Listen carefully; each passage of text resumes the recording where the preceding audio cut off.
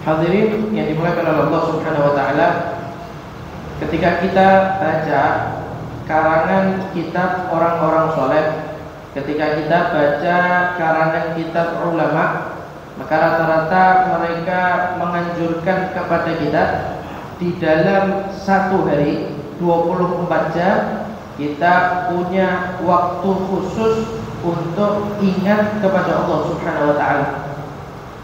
Baik ingat Allah melalui lisan dengan kita berzikir, istighfar, kemudian tahlil, tasbih, tahmid, atau zikir mengingat Allah Subhanahu wa taala dengan hati. Di setiap kegiatan kita, di setiap gerak-gerik kita, itu semua kita hadir menghadirkan Allah Subhanahu wa taala, khusyuk. Atau bisa juga kita mengingat Allah Subhanahu wa taala melalui merenung, atau di dalam bahasa agama disebut tafakkur. Itu berpikir, dia merenung tentang kekuasaan-kekuasaan Allah Subhanahu wa taala. Hampir mayoritas ulama di kitab-kitab mereka itu mengajarkan kita untuk menyiapkan waktu khusus di dalam keseharian kita. Kita tinggalkan urusan dunia, kita tinggalkan urusan-urusan yang lain, kita gunakan waktu khusus tersebut untuk kita fokus mengingat Allah Subhanahu wa taala. Bahkan Habib Abdullah bin Alwi Al-Haddad yang mengarang Ratibul Haddad, itu di beberapa kitabnya itu beliau menyebutkan tentang wirid khusus di waktu-waktu kita. Itu enggak cuma di satu kitab, tapi ada di beberapa kitab beliau sebutkan dengan pembahasan yang maknanya kurang lebih sama. Maka hadirin yang dimuliakan oleh Allah Subhanahu wa taala, maka ketika kita cross check, kita kalau mau cross check waktu kita 24 jam, kira-kira ingat sama Allah dan lupa sama Allah banyak mana? Ini untuk pribadi kita, untuk pribadi kita. Kita kalau mengandalkan ingat Allah ketika sholat, ya susah. Kadang mohon maaf. Kualitas sholatnya kita tuh masih jauh di bawah. Kita kalau sholat, notif HP, WhatsApp masuk, fokusnya ke sholat apa ke HP? HP buyar sholatnya. Ini yang ngajak nongkrong siapa ya? Ini kerjaan saya tembus nggak ya? Loh, kadang kita sholat jadi satu wadah untuk menemukan barang yang hilang. Lupa naruh kunci di mana, sudah kita cari setengah mati, sampai bongkar sana bongkar sini nggak ketemu. Ketika sholat, tiba-tiba di tengah sholat entah dari mana ingat kuncinya ditaruh di mana. Nah, kita kalau mau mengandalkan kualitas sholat hanya untuk mengingat Allah ketika sholat, mohon maaf masih jauh. Makanya ulama mengajarkan siapkan waktu khusus untuk kita mengingat Allah Subhanahu wa taala. Allah menyebutkan dalam Al-Qur'an, ayatnya banyak tentang anjuran untuk kita memperbanyak zikir, mengingat Allah baik dengan lisan, baik dengan hati atau dengan pikiran. Allah menyebutkan dalam Al-Qur'an, "Fadhkuruni azkurkum." Kalau kalian mengingat aku, azkurkum, maka aku Allah akan mengingat kalian.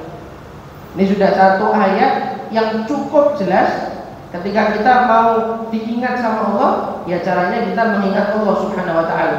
Maka ketika kita semakin banyak mengingat Allah, maka Allah pun juga akan semakin sering dan semakin banyak mengingat kita sebagai hamba-Nya. Dan ulama itu menjelaskan.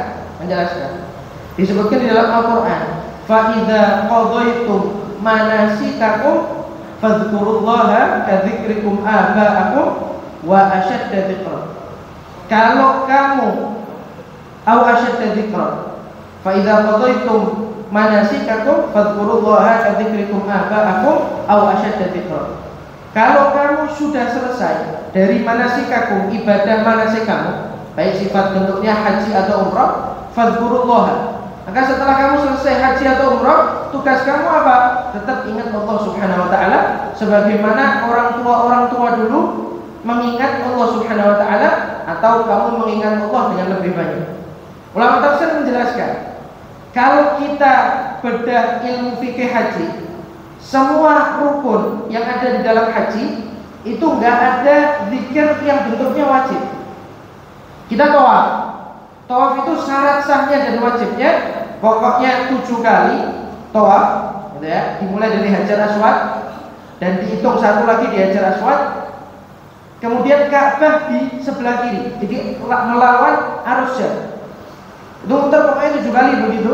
Gak ada bacaan yang wajib. Ini kalau bacaan ini gak dibaca, tawafnya gak sah, gak ada. Sa'i dari Sofa ke Marwah, gak ada bacaan yang wajib. Pokoknya 7 kali lari kecil, dimulai dari Sofa, diakhiri dari Marwah. Gak ada bacaan yang wajib. Kalau bacaan ini gak dibaca, sa'i gak sah, gak ada. Wukuf di Arafah, gak ada bacaan yang wajib. Yang penting dia hadir di dalam wukuf di Arafah. Bahkan di sebagian pendapat mazhab Syafi'i, sekalipun dia tertidur. Bahkan ada lagi pendapat sekalipun cuma lewat, itu wukuf di Arafah hukumnya sah, gak ada bacaan yang wajib. Lempar jumrah, gak ada bacaan yang wajib. Semua ibadah rukun yang ada di dalam haji itu intinya adalah untuk mengingat Allah Subhanahu wa ta'ala. Bacaan-bacaan tadi di dalam tawaf, di dalam sa'i, di dalam lempar jumrah, wukuf di Arafah, mabit di Mina dan di Musdalifah, zikir bacaannya ini hukumnya sunnah. Nah, kita sudah haji mengingat Allah Subhanahu wa ta'ala, sudah umrah manasik mengingat Allah Subhanahu wa ta'ala. Ini selesai dari haji, rukun kelima, selesai dari umrah, tugas kita ngapain? Tetap fadhkurullah, suruh ingat Allah. Jadi sudah selesai ibadah rukun, menyempurnakan rukun, tetap tugasnya Pak ingat Allah. Bahkan semua ibadah, mau sholat, mau ibadah-ibadah yang lain, di dalamnya ada unsur dan tujuan untuk mengingat Allah Subhanahu wa ta'ala. Sholat ingat Allah, puasa ingat Allah, zakat ingat Allah, haji ingat Allah Subhanahu wa ta'ala. Jadi semua rangkaian yang sudah dikerjakan, yang Allah perintahkan, kembali ke pusatnya, yaitu untuk mengingat Allah Subhanahu wa ta'ala. Baik dengan lisan, baik mengingat dengan hati, atau mengingat dengan pikiran. Bahkan juga disebutkan di dalam Al-Quran, wa idza qadaytumus sholata fadhkurullaha qiyaman wa qu'udan wa 'ala junubikum. Kalau kamu sudah selesai melakukan ibadah sholat, ngapain setelahnya? Fadhkurullah, ingat Allah. Qiyaman dalam keadaan kamu berdiri, wa qu'udan dalam keadaan kamu duduk, wa 'ala junubikum atau ketika dalam keadaan kamu berbaring.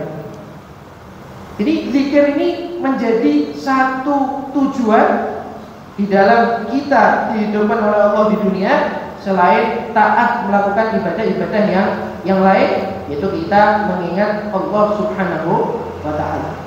Sayyidina Abdullah bin Abbas ketika mentafsirkan ayat ini, wa idza qadaytumus sholata fadhkurullaha qiyaman wa qu'udan wa 'ala junubikum, kata Sayyidina Abdullah bin Abbas, ay bil laili wa bin nahar. Kamu ingat Allah mau siang mau malam, fil barri wal bahri, mau kamu di laut, mau kamu di darat, wasafari wal hadari, mau kamu lagi bepergian, mau kamu lagi di rumah, wal ghina wal faqri, mau kamu lagi kaya, mau kamu lagi miskin, wal maradi was sihhati, mau kamu lagi sehat, mau kamu lagi sakit, wasyarri wal alaniyah, mau kamu sendiri atau rame-rame, tetap kondisi apapun, keadaan apapun, tetap di situ kita dianjurkan untuk mengingat Allah Subhanahu wa ta'ala. Hadirin yang dimuliakan oleh Allah Subhanahu wa ta'ala, banyak juga hadis yang menyebutkan tentang keutamaan kita mengingat Allah Subhanahu wa ta'ala. Ada satu hadis yang hadis ini punya isi dan makna yang sangat bagus, yang mana hadis ini cukup bagi kita untuk tahu bahwasanya zikrullah, mengingat Allah memiliki satu faedah yang sangat besar. Nabi menyebutkan di dalam hadisnya, ala unabbiukum bi khairi a'malikum. Wahai sahabat, jadi Nabi lagi kumpul sama sahabat. Kalau kita lihat redaksi hadisnya Nabi, itu hadis Nabi ada yang muncul karena sahabat tanya, ya Rasulullah, ayul a'mali afdal? Ya Rasulullah, amal apa yang paling afdal? baru Nabi keluarkan. Ada hadis yang muncul karena satu kejadian, ada sebabnya. Ada hadis yang muncul karena Nabi langsung memberitahu kepada sahabat. Entah Allah alam, mungkin sahabat nggak tanya. Akhirnya Nabi memberitahu kepada sahabat, sehingga redaksi hadisnya itu biasanya ada ala unabbiukum. Mau nggak kalian aku kasih tahu? Dan Nabi menyebutkan ala unabbiukum bi khairin a'malikum. Mau nggak kalian aku kasih tahu satu amalan yang paling baik? Wa azkaha inda malikikum. Satu amal yang amal tadi akan suci bersih di hadapan Allah Subhanahu wa taala. Wa arfa'iha fi darajatikum. Amal yang akan membuat derajat kamu dinaikkan oleh Allah Subhanahu wa taala. Wa khairin lakum min infaqiz dhahabi wal warid. Satu amal yang lebih baik daripada kamu sedekah emas dan perak.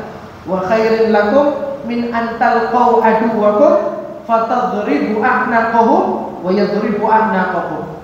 Satu amal yang amal ini lebih baik daripada kamu hadap-hadapan sama musuh, one by one, satu sama satu. Pedang kamu sudah nempel di lehernya musuh, pedangnya musuh nempel di leher kamu. Kamu nebas lehernya musuh, musuh nebas lehernya kamu. Maksudnya amal ini lebih baik daripada kamu jihad fisabilillah. Kamu meninggal di dalam peperangan karena Allah Subhanahu wa taala. Maka sahabat mengatakan, "Bala ya Rasulullah." Ya Rasulullah, kami mau. Siapa sih yang enggak mau amal yang lebih baik? Amal ini suci di hadapan Allah. Amal ini membuat derajat kita naik. Amal ini lebih baik dari sedekah emas dan perak. Emas sekarang 1 gram berapa? 800-900 ribu. Ini lebih afdal daripada sedekah emas dan perak. Lebih afdal daripada kita mati syahid di dalam peperangan melawan orang kafir karena Allah Subhanahu wa taala. Maka Nabi mengatakan, qala zikrullah. Amal tadi adalah mengingat Allah Subhanahu wa taala. Baik lewat lisan, baik lewat hati, baik lewat pikiran. Satu amal yang punya keistimewaan yang luar biasa adalah amal kita mengingat Allah Subhanahu wa taala. Karena ketika kita mengingat Allah, maka di situ adalah satu tanda bahwasanya kita berharap kepada Allah Subhanahu wa taala. Kemudian juga disebutkan di sini, Nabi menyebutkan satu hadis. Hadis ini diriwayatkan oleh Ibnu Mubarak dalam kitabnya Az-Zuhdi dan juga di dalam sahihnya Ibnu Hibban ahli hadis, dan juga di dalam kitabnya Imam Tabrani Al-Kabir dan juga Imam Baihaqi. Hadis dari Sayyidina Mu'adz bin Jabal. Sayyidina Mu'adz bin Jabal tanya kepada Nabi Muhammad, "Wahai Rasulullah, ayyul a'mali afdal?" Rasulullah, kira-kira amal apa yang paling afdal, yang paling utama? Maka Nabi menyebutkan, faqala antamuta wa lisanuka radbun min dzikrillah azza wa jalla. Amal yang paling afdal adalah kamu meninggal, sedangkan dalam keadaan kamu meninggal, lidah kamu masih basah, lisan kamu masih basah di dalam zikir kepada Allah Subhanahu wa taala. Dia punya keistimewaan yang luar biasa. Seseorang yang mendawamkan terus-menerus punya wirid zikir, maka insya Allah dijamin dia meninggal dalam keadaan dia dijamin oleh Allah Subhanahu wa taala dan dijamin oleh Nabi Muhammad SAW. Nabi Muhammad juga menyebutkan di dalam hadisnya, di sini hadis riwayat Ibn Abi Syaibah dalam kitabnya Musannif dan juga Imam Tabrani di dalam kitabnya Al-Kabir. Nabi mengatakan, qala Rasulullah sallallahu alaihi wasallam, man ahabba ayyarta'a fi riyadil jannah falyakthir dzikrallahi azza wa jalla. Barang siapa yang suka dia diberi oleh Allah Subhanahu wa taala taman daripada taman-taman surga, maka caranya dengan dia memperbanyak zikir kepada Allah Subhanahu wa taala. Sekali lagi, baik zikir dengan lisan, baik zikir dengan hati, atau zikir dengan pikiran. Dan masih banyak lagi hadis-hadis dan athar dari sahabat dan tabi'in yang menjelaskan tentang keutamaan kita zikir kepada Allah Subhanahu wa taala. Hadirin yang dimuliakan oleh Allah Subhanahu wa taala, Habib Abdullah bin Alwi Al-Haddad dalam kitabnya Risalatul Mu'awanah itu beliau menjelaskan bahwasanya kita seorang hamba, orang yang beriman dianjurkan mempersiapkan satu waktu khusus di dalam satu hari untuk kita khusus meluangkan waktu mengingat Allah Subhanahu wa taala.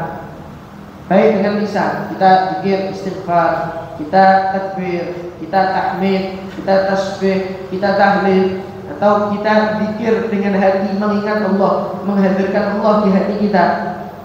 Ketika kita punya satu waktu khusus di dalam keseharian kita mengingat Allah Subhanahu wa taala, maka kita akan mendapatkan faedah-faedah yang luar biasa, keistimewaan biasa luar biasa yang sudah disebutkan Nabi di dalam hadisnya dan Allah sampaikan di dalam kalam Allah, yaitu Al-Qur'an Allah Subhanahu wa taala. Pertanyaan untuk pribadi kita masing-masing. Kira-kira kita di dalam sehari kita meluangkan waktu sebanyak apa untuk mengingat Allah Subhanahu wa taala? Kalau kita hitung sholat itu kita hitung normal berapa? 7 menit. Kita anggap sholatnya kita khusyuk dah 10 menit. 10 menit satu sholat. Berarti kalau kita 5 waktu, kita sholat 50 menit. Itu di dalam sholat kita 50 menit yang khusyuk, betul-betul ingat kepada Allah, kapan? Repot, kadang ada yang khusyuknya ketika salam, Assalamualaikum khusyuk. Ada yang khusyuknya ketika sujud, macam-macam. Makanya di sholat yang kita ini nggak tahu, atau kita mengakui kapabilitas sholat kita yang jauh dari kata khusyuk, maka kita luangkan waktu khusus. Ingat kepada Allah Subhanahu wa taala dengan berbagai macam zikir yang maksura yang sudah diajarkan oleh Nabi Muhammad SAW. Bisa juga dengan istighfar. Nabi menyebutkan dalam hadisnya, kalau Rasulullah SAW, man lazimal istighfar ja'alallahu min kulli hammin farajan wa min kulli dhiqin makhrajan wa razaqahu min haitsu la yahtasib. Barang siapa melazimi istighfar, dijadikan satu wirid, ja'alallahu lahu min kulli hammin farajan, maka setiap kesumpekan Allah kasih kesenangan, kebahagiaan. Wa min kulli dhiqin makhrajan, setiap kesempitan baik urusan duniawi, urusan apapun, Allah kasih jalan keluarnya. Wa razaqahu min haitsu la yahtasib, dan Allah beri rezeki dari jalur yang tidak dia duga. Dari istighfar, mengingat Allah melalui lisan. Dengan tahlil la ilaha illallah, keutamaannya sangat banyak. Seorang yang dia melazimi la ilaha illallah Muhammadur Rasulullah, maka dia dijamin akan mendapatkan keistimewaan yang sangat banyak.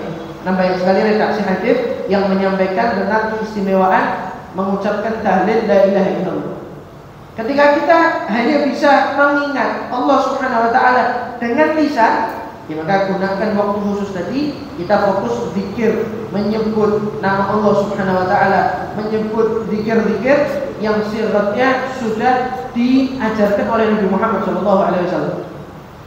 Kalau kita bisa dua, dengan lisan dan dengan hati, maka ini sesuatu yang lebih istimewa. Ketika kita bisa menggabungkan mengingat Allah dengan lisan dan mengingat Allah dengan hati.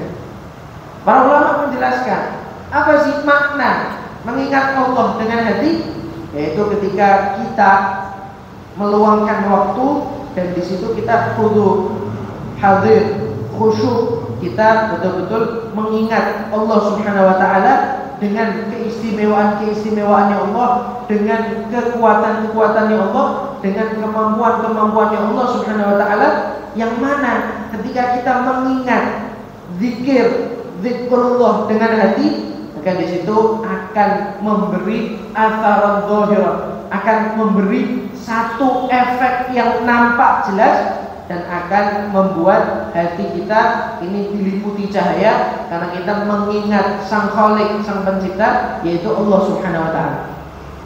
Kita mau lagi dalam kerjaan, urusan dunia, ingat Allah, enggak apa-apa. Baik bisa lisan, bisa hati.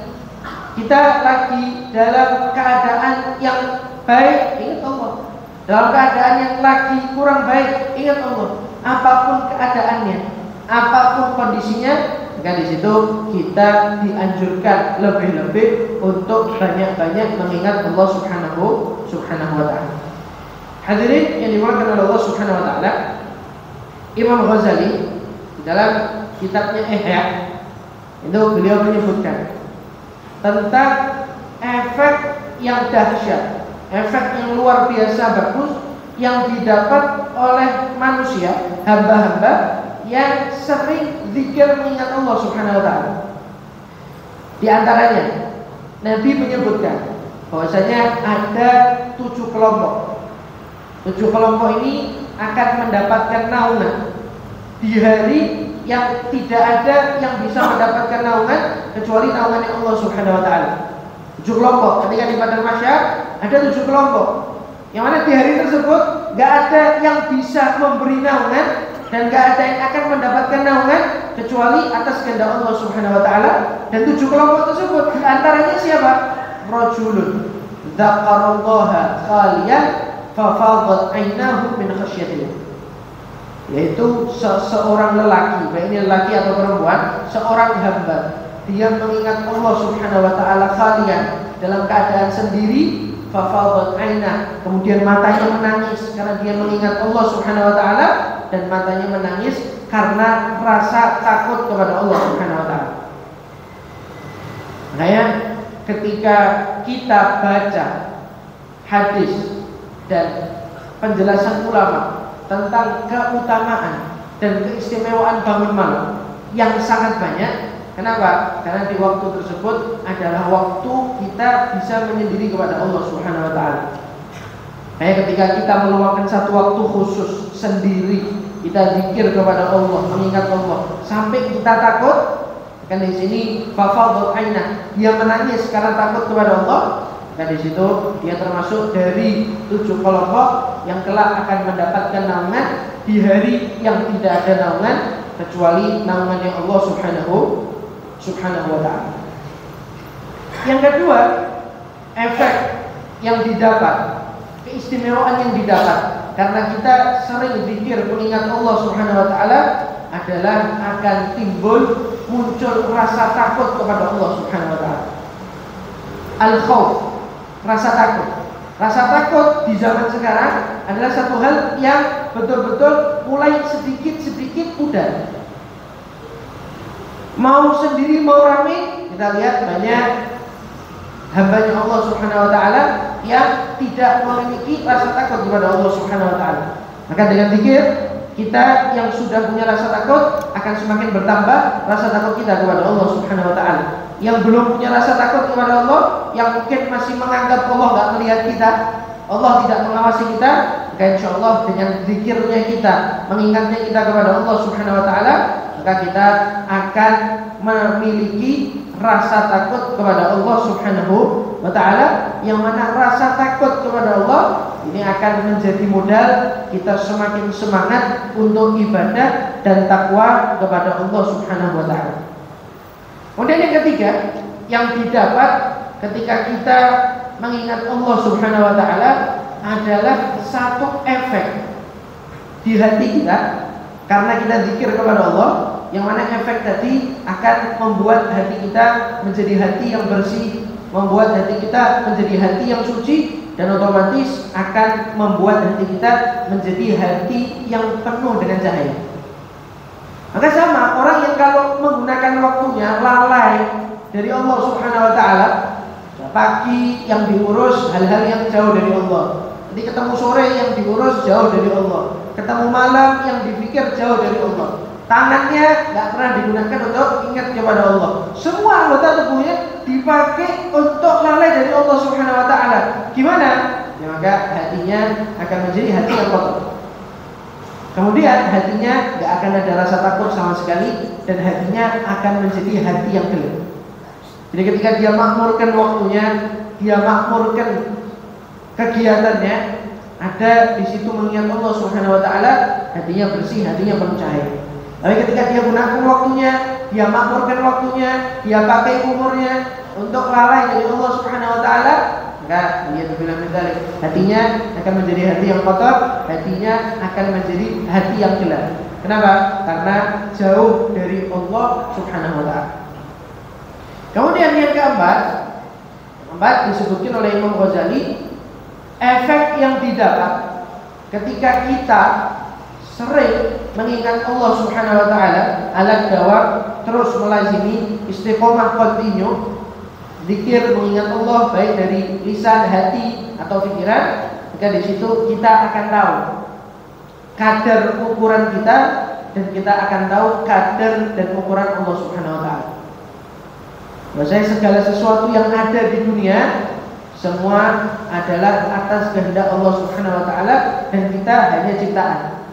Diciptakan dari tanah, diciptakan dari air mani, kemudian meninggal kembali ke tanah, dan gak ada yang bisa mematikan dan menghidupkan kita kecuali Allah Subhanahu wa taala. Dan semua tadi 4 efek keistimewaan yang didapat karena kita sering berzikir mengingat Allah Subhanahu wa taala adalah didapat dengan pertama, hati yang betul-betul murni dia mengingat Allah Subhanahu wa taala.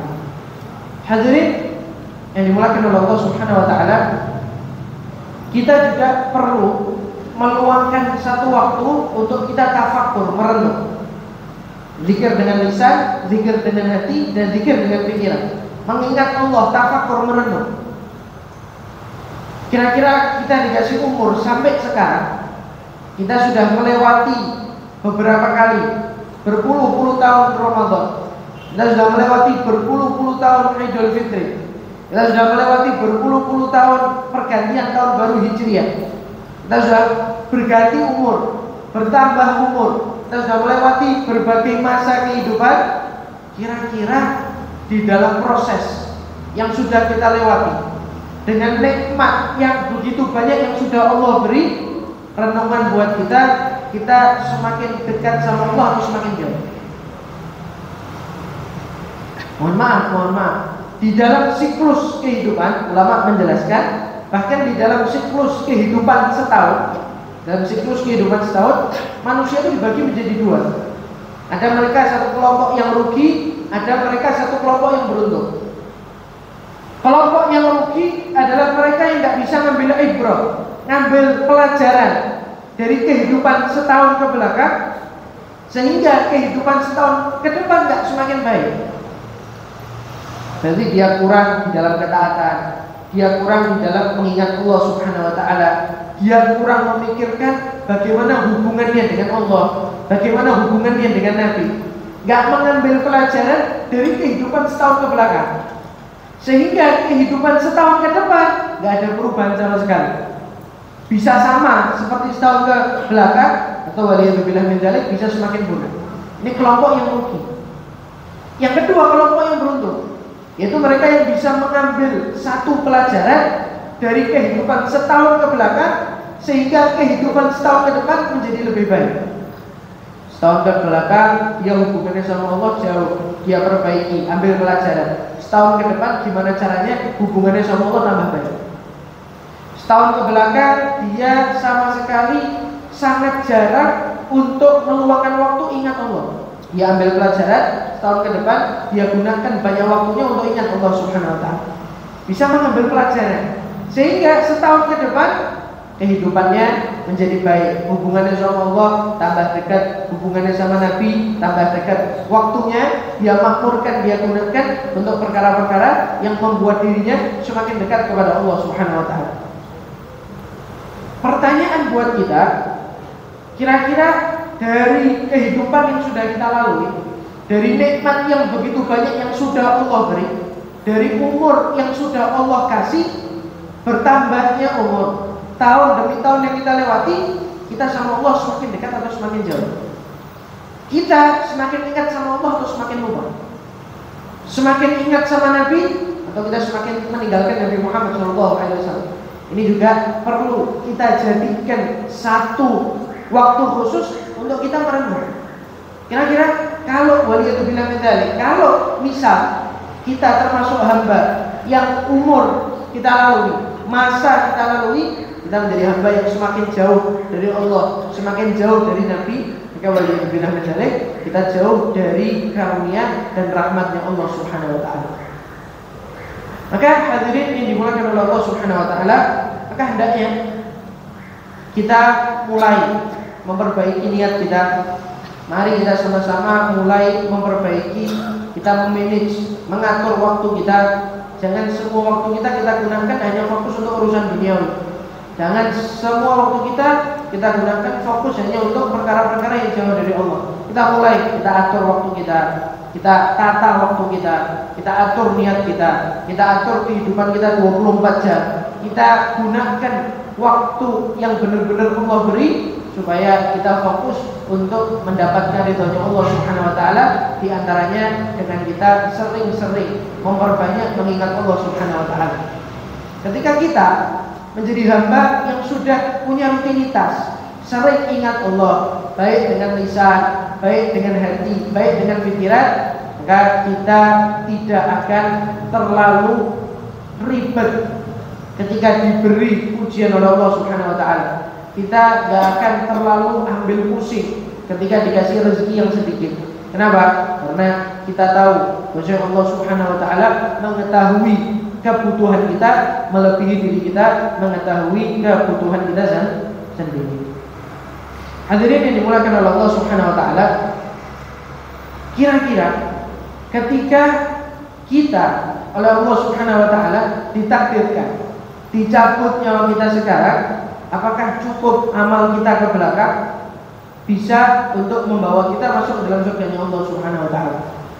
Maka gunakan waktu khusus untuk kita betul-betul tafakkur, mengingat Allah Subhanahu wa taala, betul-betul mengingat seberapa besar amal yang sudah kita bawa, mengingat seberapa baik dan seberapa dekat hubungan kita kepada Allah Subhanahu wa taala. Ketika kita menganggap masa bodoh, setahun ke belakang saya nggak mau mikir, mau setahun ke depan hidup jalani. Dia nggak mau memiliki bahasa visi dan misi, nggak mau punya progres di dalam kehidupan.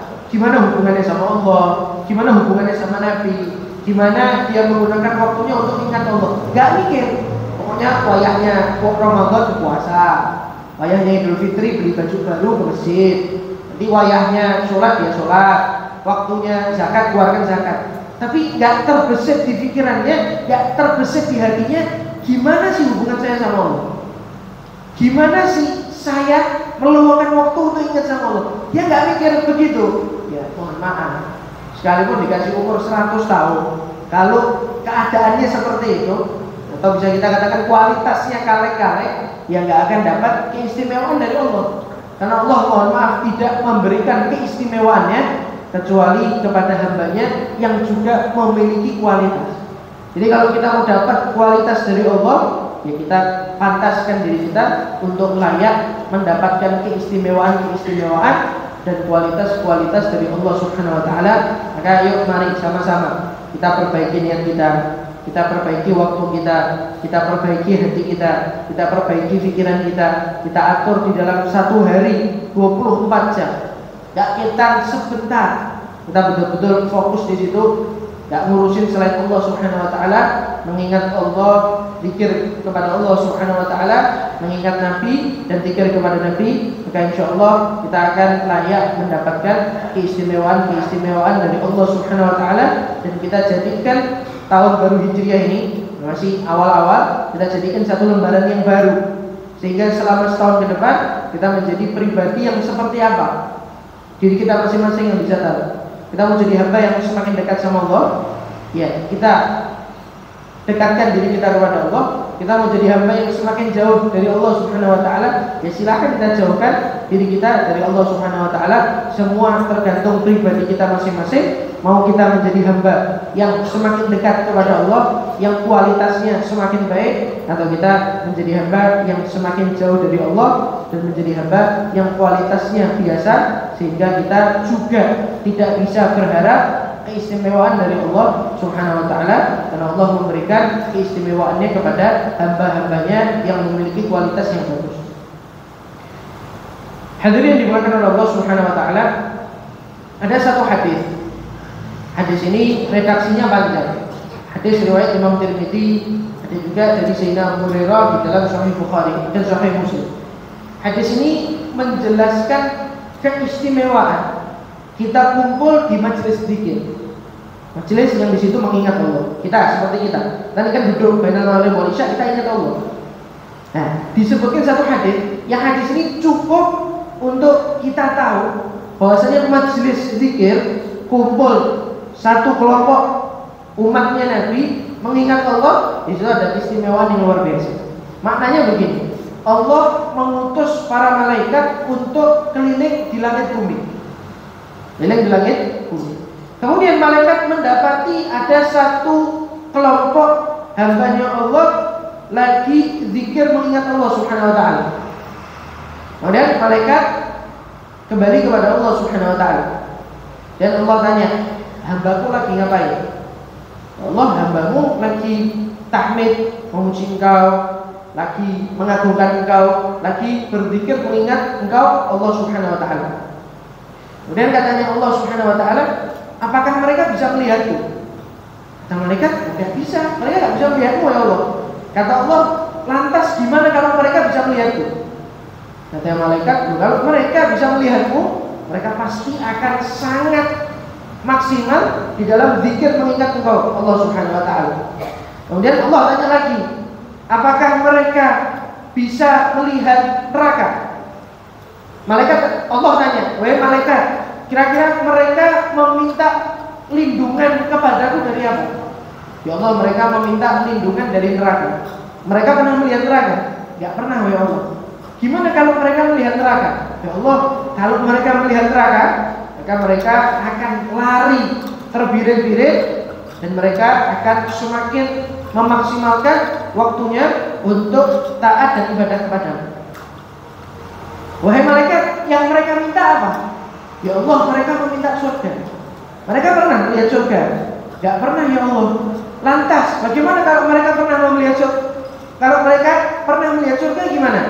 Ya Allah, kalau mereka pernah melihat surga, maka mereka akan betul-betul tamak di dalam waktu mereka untuk fokus gimana caranya bisa masuk ke dalam surga. Kemudian malaikat Allah berkata kepada malaikat, "Fa inni ushhidukum anni qad ghafartu lahum." Wahai malaikat, kalian menjadi saksi ya, maksudnya aku telah mengampuni dosa-dosa mereka. Malaikat berkata, "Ya Allah, kana fihim fulanun lam yarudhum, innama jaa li hajatih." Ya Allah, di perkumpulan ini ada satu hambamu yang ini datang tujuannya bukan untuk zikir, bukan untuk ingat Engkau. Tujuannya untuk urusan duniawi. Mungkin hambamu ini punya hajat urusan duniawi dan dia datang untuk menuntaskan hajatnya. Kalau kita mungkin mau nagih hutang, kalau dicari ke rumah nggak ketemu, datang ke majelis zikir ketemu. Urusannya kan hajat dunia. Maka katanya Allah Subhanahu wa taala, "Humul qaumu la yashqa bihim jalisuhum." Mereka adalah satu kelompok yang mana barang siapa yang duduk dengan mereka nggak akan celaka sama sekali. Dikumpul majelis zikir, ada satu urusannya bukan karena Allah, diampuni oleh Allah Subhanahu wa taala. Maka mudah-mudahan kumpulnya kita pada malam hari ini, pada maghrib ini, kita menjadi saksi bahwa diampuni dosa kita, dijadikan hati kita menjadi hati yang bersih. Allah kuatkan iman kita, Allah bisa kuatkan niat kita, dan mudah-mudahan kita dijadikan hamba yang semakin baik, semakin dekat kepada Allah Subhanahu wa taala, dan semakin dekat kepada Nabi Muhammad sallallahu alaihi wasallam. Wal afu minni, assalamualaikum warahmatullahi wabarakatuh.